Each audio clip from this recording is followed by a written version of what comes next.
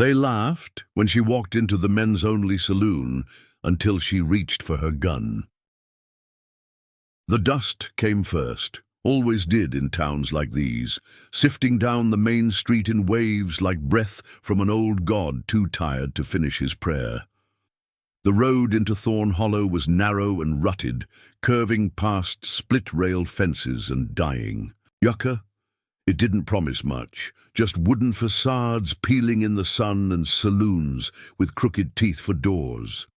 She rode in without ceremony, seated atop a dappled gelding more bone than beast. The animal moved slow, not from age, but because it understood silence better than speed. She didn't wear lace or paint. Her coat was oilskin, stained at the hem, and her face held that settled look of someone who'd already faced what she feared most. No one knew her name. That suited her just fine. Her arrival didn't draw a crowd.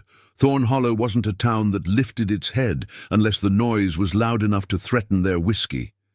But a woman alone, riding straight down Main Street with a satchel strapped tight to her hip, that earned a glance or two, then murmurs, then the kind of silence that collects before a thunderhead rolls over. She passed the general store. An old woman peered out between curtains. Two boys on the porch stopped whittling and stared. One spat his tobacco crooked. The other whispered, "Ain't she the one who—" She didn't turn, didn't need to. Rumor had always run faster than truth out here. The saloon stood at the end of the street like a sneer carved in wood. Its windows were stained amber from pipe smoke and dust, and the door hung open, swinging with a crooked rhythm. Over the threshold, shadows of men lounged with lazy arrogance, boots on tables, hands on jugs, laughter rising like smoke from dry kindling. She dismounted slow. Her boots touched the ground like a verdict passed. Across the street, the sheriff's office sat shuttered. No sign of life behind the slatted blinds. She tied her horse to the post, adjusted the satchel at her, and sighed and walked forward. Not fast, not hesitant, just forward. The laughter in the saloon hit her before she stepped inside, loud and loose and bitter as a man on his fifth drink. Inside, the air was warm with sweat and spilled spirits. Piano keys rattled beneath careless hands. A card game paused mid-hand, and then came the hush. Men looked up, one by one, stares like stones thrown through fog. A woman didn't walk into the Silver Finch saloon. Not here, not ever. She did. Boot heels on warped floorboards, the scent of old pine and pipe smoke clinging to every beam. A mirror behind the bar, cracked in one corner, caught her reflection, a spectre in dust and denim. She looked worn but not beaten, the kind of tired that no bed could mend. The bartender blinked, slow and stupid, as if she were something conjured. "Ma'am, I reckon you're lost," came a voice to her right, some ranch hand with a beard too proud for the chin beneath it. Laughter followed, sharp and mean, made more for hurting than humor. She didn't answer. Instead, she reached into the satchel and drew out something wrapped in soft cloth, placed it on the bar like an offering, a revolver, worn, clean, loaded. The laughter died like a drunk falling downstairs. She didn't touch it. Just let it sit there, metal glinting under the swinging lanterns. "I'm not here to stir nothing," she said, her voice steady, low. "Just came for what was taken." That silenced the last few snickers. Some men sat back. Others narrowed their eyes. A few shifted, hands inching toward holsters. But she didn't flinch, didn't rise to meet them with fire. She stood still, like she had time, like she'd earned the right to wait. From the back, a man stood, tall, silver at the temples. A tin star pinned to his vest, Sheriff Clay Morrow. He stepped forward, one hand resting on the butt of his own weapon, not hostile, not friendly. "Well, I'll be," he muttered, eyes scanning her face like it was a letter he once read and burned before finishing. "Didn't think you'd crawl back to this place." "I didn't come crawling," she replied, meeting his gaze. "I came standing." Clay didn't smile, didn't blink either. "Still bold as ever," he said. Still thinking the world owes you? No, she said, just here to collect what was mine before it was stolen. He looked at the revolver, then at her. A moment passed, quiet and heavy.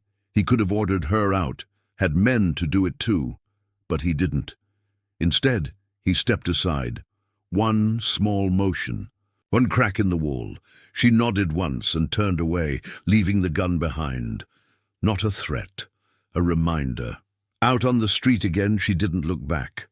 The saloon behind her buzzed like a shaken hive, voices crawling over each other, questions rising, but she walked on, past the store and the smithy and the shuttered church whose bell hadn't rung since the last war ended. The livery stable was her next stop. The boy, sweeping its porch, dropped his broom when he saw her. A few years, younger than manhood, too scrawny to fight and too kind-eyed to lie. He held the door without being asked. "Ma'am," he said, tipping a hat too large for his head. She gave a slight nod. "Just need a corner and water for the horse." "You can have better than that," came another voice, deep, gravel-slow. From the shadows emerged a man, wide-shouldered with hands like cracked leather. A stableman, judging by the straw in his beard and the scent of cedar lingering on him. He didn't leer, didn't ask questions, just pointed toward a clean stall. "She's got the kind of look," he muttered once the boy had gone, "that makes men remember their sins." "She's just tired," the woman replied, leading her gelding inside, and done asking permission, he leaned against a beam and studied her. Not hungry, not cruel, just curious. "You stayin' long?" She didn't answer right away. Instead, she poured water into a trough, let her horse drink deep. Then softly, "Long enough to finish what?" They started. He didn't press, just nodded, then disappeared into the back. Night settled like a sigh. The town curled in on itself, windows glowing like lantern eyes in the dark. She sat by her horse, leaning against the stall, her hat over her face and a revolver now tucked behind her back. Not for show, just insurance. Out in the street, someone laughed too loud. Somewhere else, a dog barked. But in the quiet of the stable, she felt something rare, stillness, not peace. Not yet, but the kind of stillness that comes right before something important begins. And in that hush, beneath the creak of wood and wind whispering through the eaves, she closed her eyes, not to sleep, to remember, to ready herself for the fire ahead. Morning came late to Thorn Hollow, the sun dragging itself slow across the pale sky like a wound still healing. Frost clung to the saloon windows, though no one inside noticed. Heat had gathered there, thick from whiskey breath and stale cigar smoke, and the memory of the woman still hung in the rafters like wood smoke that refused to rise. They'd talked about her all night.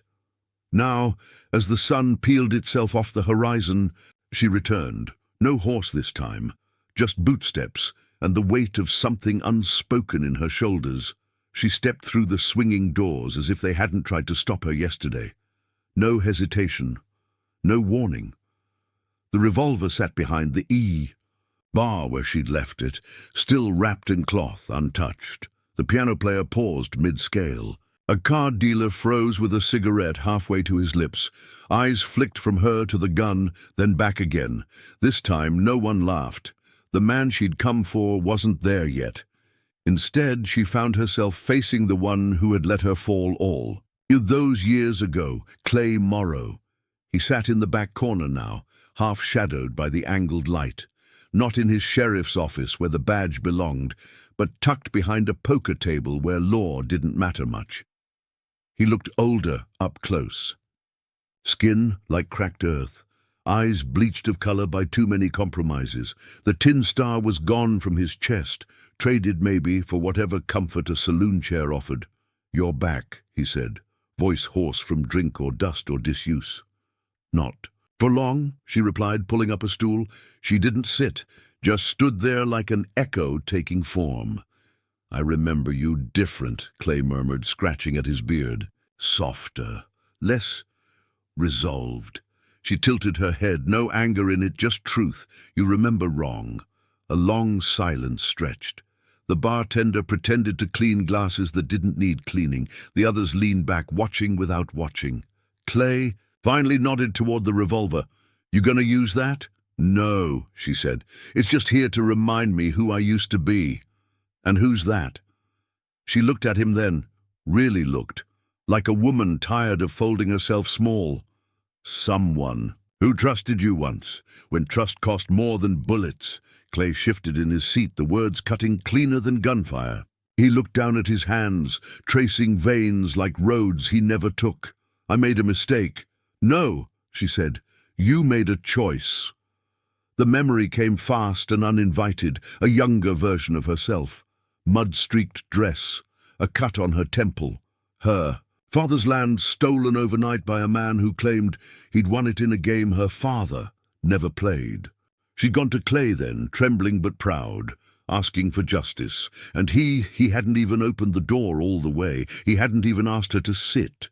Said the law didn't cover family disputes when the family was already buried. Now, she watched him swallow that memory like gravel. "I'm not here to shame you," she added, softening a little. "I just need one thing." "Which is?" She looked around the saloon. Her eyes settled on the heavy back table, the one near the window where the same men always played cards late into the night, and where one man in particular sat always, drunk and gloating and cruel as a cracked bell. He wasn't there yet, but the seat was waiting for him. "Land," she said, "my father's, stolen and sold like it wasn't born from his hands." Clay sighed. "You're gonna try and face Silas alone?" "I've already faced worse," he chuckled, bitter, not mocking. "You'll need more than words." "I'm not bringing words. I'm bringing facts and memory, and a town that's more awake than it thinks." She turned and walked out before he could answer. Outside, the day had warmed just enough to melt the frost into puddles. She didn't go far. Just across to the general store where a widow named May sold dry goods and hard opinions. The bell above the door jingled, and May looked up from behind the counter, a spoon mid-stir in her coffee cup. "Well now," May said, eyes narrowing. "You're the one causing all this stir." "Didn't mean to stir anything," the woman said, setting down a list. "Just looking for ink, parchment, and names." "Names?" "Of men who watched my father's land change hands, who heard the lies and didn't speak. I don't want vengeance. I want their handwriting." May studied her, lips pursed. "Silas won't take kindly to being challenged. I'm not here for kindness." May poured a second cup. Didn't ask if she wanted one, just handed it over. "Sit," she said. "You've got a storm building behind your eyes. Might as well rest while you can." They drank in silence. Out back, the sound of a broom brushing old boards came soft and steady. The store's boy, small for his age, always quiet, eyes too wide for comfort. She watched him sweep. He didn't look up, but his shoulders straightened like he knew she was there. "What's his name?" she asked. May hesitated. "Thomas. Came here 2 winters ago. Ran from a home that didn't want him. I know how that feels." May didn't pry, just nodded slow. "You'll find some folk here remember you fondly," May offered. "You brought your mother's spirit with you. That was never forgotten." The woman smiled faintly. "Spirit doesn't feed a man's greed." "No," May said, "but sometimes it shames him." Later she walked past the church. The bell hadn't rung since the war.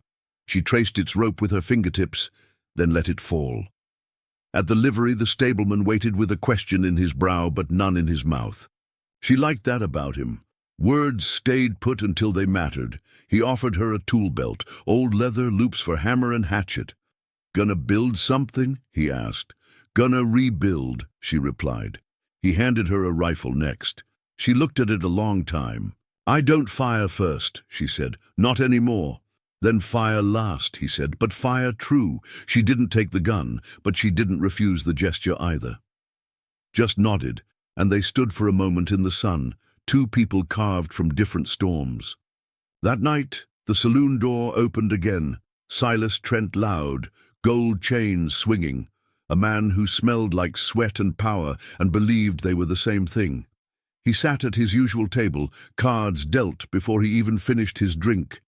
She entered last, not with thunder, but with intent. Her boots clicked, her satchel weighed heavier than before. Every eye turned, every breath held. She walked straight to him. "Laurel May," he said with a grin that split his beard.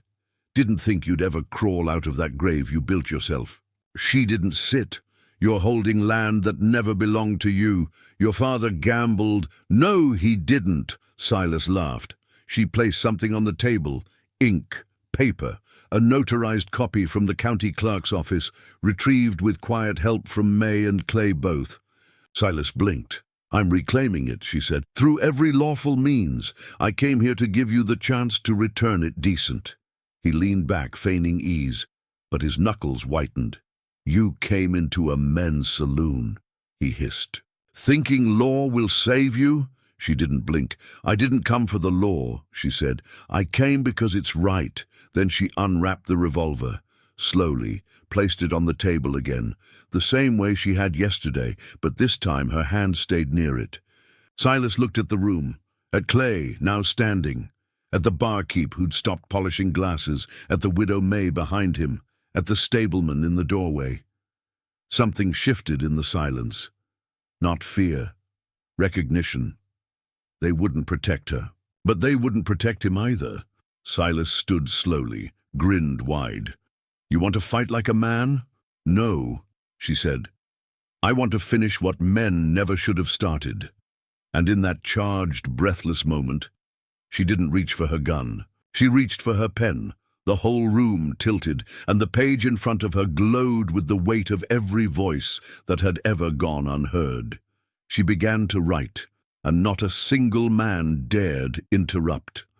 The barn breathed in the cold and let it out slow. It was a quiet place, the kind of quiet that didn't mind being shared. Rough-hewn beams overhead, stretched like arms too tired to fall, and somewhere in the back, a lantern cast its amber glow across sleeping horses and bundles of saddle tack. Wind whispered through a knothole in the far wall, brushing against Laurel's cheek like the ghost of a memory that hadn't quite left. She sat cross-legged in the straw, coat folded beside her, knees pulled to her chest.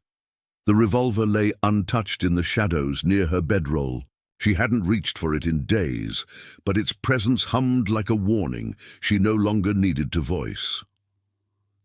Outside, Thorn Hollow murmured, just distant footfalls and far-off laughter, and the rustle of cottonwood trees shedding the last of their leaves. Inside, it was just her and him. He moved through the barn like someone who'd long stopped trying to make himself small. No apology in the creak of his boots or the scrape of his palm along a rail.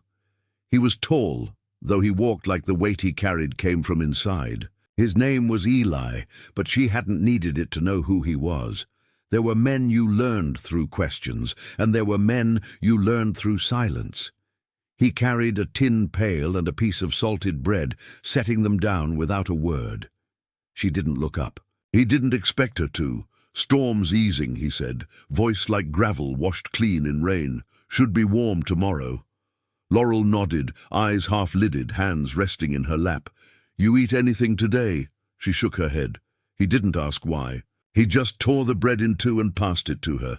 The wood beneath them creaked, a small groan of comfort beneath the burden of time. After a while she spoke, voice low, soft-edged. "Did you ever have land taken from you?" Eli didn't answer right away. He leaned back against the stall, fingers tracing the lip of the pail. "No," he said, "but I've seen men lose everything without anyone laying a hand on it." She glanced over. He wasn't looking at her, just at the light pooling on the dirt floor like spilled honey. "They lose themselves," he continued, "piece by piece. First pride, then sleep, then the part that believes anything's worth building again." "And you?" His gaze finally met hers. There was nothing dramatic in it, just depth, steady as a root that held its place through every storm. "I lost my wife," he said, "and the man I used to be with her. She waited, not to pry, just to make room for whatever truth he needed to put down. She died in childbirth, took the child with her. Doctor said it was a miracle either of them made it as long as they did. He exhaled slow, like he'd rehearsed that line more times than he'd spoken it. But I still blame myself for believing I could hold a future with two hands. Laurel didn't speak. Her silence wasn't empty, it was a place to rest. She reached for the bread and took a bite. It was stale but warm from his hand. "People think grief is loud," she said, "but mine showed up with quiet feet, sat beside me, and never left." Eli nodded. "Same grief visited me."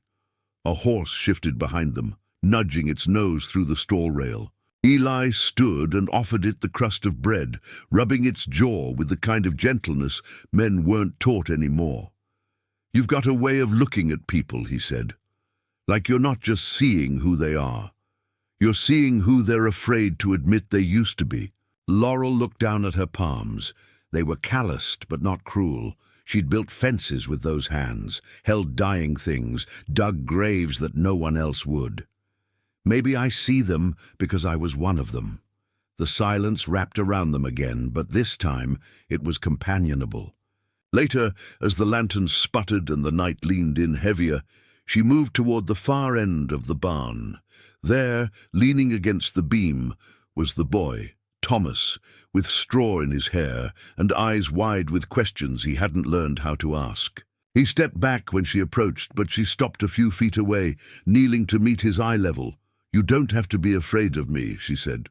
"I'm not," he replied too fast. She smiled. "I heard what you said to Silas," he added. "You didn't yell, you didn't threaten, but they listened. That's because I brought truth, and I didn't flinch." He looked down at his hands. They were shaking. "I flinch all the time." "Flinching doesn't make you weak," she said. "It means you're still alive." He didn't speak, but something in his posture softened. She reached into her satchel and pulled out a folded piece of parchment. "This was my father's," she said. "It's a deed, proof of ownership, a proof that he mattered." The boy looked at it like it was something sacred. "You keep it safe for me." His eyes widened. "Me?" She nodded. "You're the only one I trust not to lose it." His small hands took the paper with a reverence that couldn't be taught. Then he turned and disappeared into the loft above, steps light as breath. By the time Laurel returned to her spot, Eli had settled against a bale of hay, his hat tipped low over his brow. "You trust easy," he murmured. "No," she replied. "I just know what it feels like when no one does." He tipped the hat, back and looked at her again. "Tomorrow," she said, sitting beside him, "they expect me to walk into that courthouse alone." "You won't be," he said. She turned slowly, unsure if she heard him right. "I'll be there," he said, "not to speak, not to fight, just to stand where they can't pretend they don't see." Laurel blinked, sudden heat behind her eyes. She looked away before it showed. "I don't want a hero," she said. "Good," he answered. "I'm not one." A gust of wind rattled the barn doors. Laurel leaned her head back and looked at the ceiling, where cobwebs swayed in the rafters like slow dancing ghosts. "I used to think I had to be loud to matter," she whispered. Eli looked at her then, not like a man drawn to beauty, but like one drawn to the spaces where people hide their scars. "You don't," he said. "Your silence already shook the walls." And in that still barn, beneath the ache of unsaid things and the smell of earth and old wood, something passed between them. Not love, not yet, but the shape of something sturdy, something beginning. When she closed her eyes, she wasn't alone with her past anymore. She was seated beside someone who saw the woman she became, not just the girl who was broken. And for the first time since the deed was stolen, since her father's grave dried up and the world turned its back, Laurel felt the sound of hope where it had not lived before. The wind shifted the next morning, turning sharp with a whisper that promised change. Dust curled across Thorn Hollow's narrow roads, carrying the scent of pine smoke and tension. The town felt it in its bones, the way a mule feels thunder before the sky breaks. Laurel rose early, boots already laced by the time the horizon bled its first pale gold.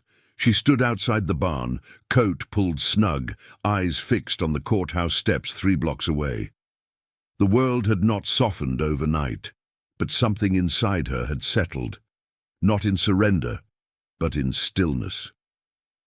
Eli stood beside her, wordless, his shoulder brushing hers in quiet solidarity. No promises, just presence. That was more than she'd had for years. At May's shop, the bell above the door rang more than usual. Folks came in not to buy, but to speak low, to ask quiet questions with eyes that avoided meeting hers. Some remembered her father's orchard. Some remembered the day he died, clutching a ledger no one dared read. And some remembered how Clay Morrow closed the books on the matter like dust never needed stirring. But now the pages had turned. Silas Trent swaggered through town like a dog marking corners, trailed by 2 men whose coats looked cleaner than their intentions. His boots clicked too loud, the kind of loud that dared someone to notice, and people did. But they said nothing. Not yet. Laurel made her way to the courthouse alone. Not because she had to, but because some roads are walked in silence, even when others wait at the end. The revolver stayed behind. She carried nothing but papers, the deed her father died protecting, and a folded letter with May's signature. Beneath the date, Clay stood waiting on the steps. He looked thinner in the daylight, more shadow than lawman. He nodded when she passed, and that was enough. Inside, the room was cold, the kind of cold that lingered in old wood and older habits. The judge, a man named Redfield, wore a vest that didn't quite button and spectacles that sat low on his nose. He barely looked up. Silas leaned back in the plaintiff's chair like it belonged to him. "You sure you want to do this?" Redfield asked, flipping pages. Laurel stood tall. "I'm not here to ask. I'm here to claim what's mine." Silas chuckled. "Hell of a thing watching a woman pretend the law's on her side." Laurel didn't flinch. Redfield adjusted his glasses. "Says here your father's will was witnessed by 2 men, Jacob Bales and Peter Haskin." "They're both gone now," Silas said quickly. "Died last spring." "But I have their letters," Laurel said, laying them gently before the judge. "Both swore the land was never wagered. They knew my father's hand. They knew he couldn't hold a card steady after the fever." Silas shifted. Redfield read slowly. The room breathed with him. Eli stepped inside, leaning against the back wall, arms crossed. May followed soon after, then the widow from the boarding house, then the boy, Thomas, clutching the deed in his small hands like it might break if he loosened his grip. Redfield looked up. "These witnesses swear this document is valid." "It is," Laurel said. "It's more honest than anything Silas has put his name to." Silas rose. "You calling me a liar in court? I'm calling you a thief who used grief as a shield and thought no one would remember." Silas's face turned red. "I could still have you thrown out of here. You don't have power." "No," she said softly, "but the truth does." The judge leaned back in his chair, tapping the papers against the desk. "I'll review this," he said, "and if I find cause, we'll reopen the claim formally. Until then, the land stays untouched." Laurel gave a single nod. Silas stormed. I passed her, boots heavy, hands twitching near his belt, but there was no draw. Not today. Outside, the town waited, and when she stepped down those stairs, the saloon across the street opened its door. Not from force, from memory. The same men who'd laughed before now watched her pass with something quieter in their eyes. Not fear, not respect either, but maybe a beginning. That evening, Eli handed her a hammer. "We'll need a new fence," he said, looking out toward the edge of the orchard. Weather pulled most of the posts down. She took the tool, gripped it firm. "I remember where they went." They worked side by side in the golden light, shadows long behind them. "I used to think the town didn't care what was fair," she said, "only what was easy." "Maybe that's true," Eli said, but sometimes all it takes is someone stubborn enough to remind them they can do better. She looked over at him. You think I reminded them? No, he said, lips curved, soft. I think you taught them. The sky went quiet. Laurel leaned against the fence post, arms crossed, eyes scanning the fields that once belonged to her father, and now stood on the edge of becoming hers again. Silas won't stop easy, she said. No, Eli agreed. But now he knows he'll be seen when he tries. Later, in the saloon, the piano played a tune not meant for dancing, just for remembering. May sat at a table near the window, ledger open, helping Thomas spell out words from the deed. Clay nursed a glass alone, his badge on the table instead of his chest. The widow laughed, just once, but it echoed like a new beginning, and the barkeep, without a word, poured a drink and set it at the corner of the bar. For her. When Laurel entered, no one clapped, no one stood. But they didn't laugh.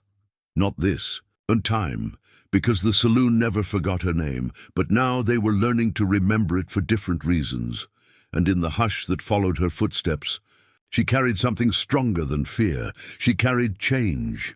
The morning came in hushed gold and thin mist, as if the sun, too, held its breath for what was about to unfold. The air in Thorn Hollow was still, thick with the kind of anticipation that makes a town feel smaller, closer, as though every wall leaned in to listen. No dogs barked, no horses clopped down the road. Even the wind seemed to pause on the cusp of something final. Laurel rose before the bell at the church could chime. The hour. She washed her face in a tin basin, tied her braid back tight, and laced her boots slow and steady. Each knot was a vow, each buckle a memory. When she reached for the coat hanging by the door, she felt the weight settle across her shoulders like armor, not forged of steel, but of silence, survived. Eli waited outside, leaning against the fence, with his hands in his pockets, watching the sky shift from silver to pale blue. He didn't speak when she joined him, just offered a nod that said more than any blessing. She returned it with a quiet smile. She carried no papers this time. Only the revolver, not at her side, but in her hand, unwrapped, unhidden, not drawn, just present. The courthouse steps looked the same as yesterday, but something in the air had shifted. Laurel climbed them alone. She had to. Some paths, even those lined with footsteps of others, must be walked as if for the first time. At the top, Judge Redfield stood already waiting, vest buttoned wrong, spectacles perched with familiar uncertainty. Inside, Silas Trent paced like a caged dog. His mouth was a tight line, and the men behind him were new. Imported trouble, brought in from the mines east of Dustwater. They stood with arms folded and eyes that flickered too fast, paid to intimidate. Too unfamiliar to understand who they were being paid to face. "You're late," Silas snapped. "No," Laurel replied. "You're impatient." Redfield cleared his throat. "This hearing is to determine the validity of claim reversal and property reassignment under exceptional circumstances. Witnesses have been documented, deeds examined, testimonies sealed and verified." Silas sneered. "Bureaucratic hogwash." "I played fair. I played to win." "You played alone," Laurel said, "and claimed the pot from a man too dead to call your bluff." Silas stepped closer. "You call me a cheat again. I won't wait for the judge's ruling." She looked down at the revolver in her hand, not raised, not aimed, just waiting. "You've had years to prove you were more than a thief in boots," she said softly, "and not once did you bother to act like anything other than a coward with a loud mouth." The room had gone so quiet, the tick of Redfield's old pocket watch sounded like thunder. "You don't scare me," Silas growled. "That's good," Laurel said, "because this isn't about fear." She stepped forward. The courtroom held its breath. "I came to give you a choice," she said. One last time, not because you deserve it, but because I need to know I offered it." She placed the revolver on the judge's table, slowly, gently, like a woman laying down the last piece of grief. Silas blinked. His hands twitched. "I'm not here to kill you," she said. "That'd be too easy. I'm here to show this town that it's braver than the men who tried to run it into the ground." Redfield looked at her, at the gun, at Silas. "I've made my decision," he said. But Silas was already moving, his hand shot to his side, fumbling for the weapon he wore like a badge. And in that moment, everything froze. Thomas, the boy, stood at the doorway, eyes wide, holding the original deed high in shaking hands. May stepped behind him, arm out like a barrier of flesh and spirit. Eli didn't move. He didn't need to. Laurel didn't go for her gun. She went for her voice. "Put it down," she said, and Silas, confused, red-faced, half in rage and half in fear, hesitated. "Put it down," she repeated, "or show them what kind of man you really are." His fingers trembled, and for the first time he saw it, not just in her eyes, but in theirs. Redfield, looking not afraid, but ashamed. May, standing like justice, never needed a badge. Thomas, small but unflinching, and Eli, who said nothing but stood like a pillar carved from every kindness this town had forgotten it once offered. Silas's arm dropped. The gun clattered to the floor. Redfield spoke then, quiet but firm. "The land is restored, the deed upheld, and—" This courtroom closed. Laurel nodded once, the kind of nod people carry with them into the rest of their lives. Outside, the town had gathered without ceremony. Word had spread fast and wide. She stepped down the steps, Eli beside her. Silas followed behind, flanked by silence, stripped of whatever menace he thought could carry him through. No one jeered, no one clapped, but the air felt different, lighter. At the edge of the street, the saloon doors swung open, the same place where she'd first been laughed at, where they'd pointed, where her name was used like a joke no one asked to hear. Now the same men stood and parted, not for fear, for respect. She walked in, head high, coat open, hands steady. She didn't ask for a drink. One was already poured, waiting at the bar. The barkeep nodded. "Name's yours now," he said. "It always was." She raised the glass, not to toast, but to remember, to bury the final shadow. The revolver stayed in its holster, but its presence had done its work, because guns aren't the loudest thing in a room, not when silence walks in and dares to stay. Eli joined her by the window, the evening sun catching his profile in golden slant. His hand found hers beneath them. "Table? Not possessive, just present.